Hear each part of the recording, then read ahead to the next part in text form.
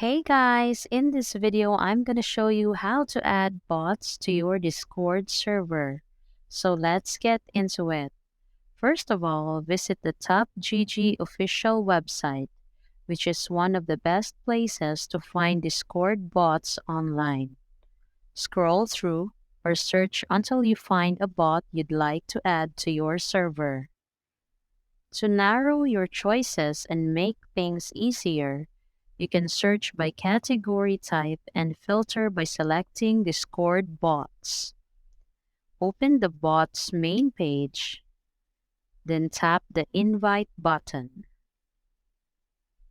To add a bot, find and select your Discord server. After you've chosen a Discord server, tap continue. And this is all the permissions which you need to give the bot. So in order, it can do different features which you wanted to do. Scroll down all the way to the bottom and click Authorize.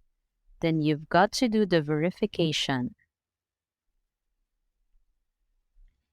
If you've successfully added a Discord bot, an authorized message will pop up. And that's pretty much it.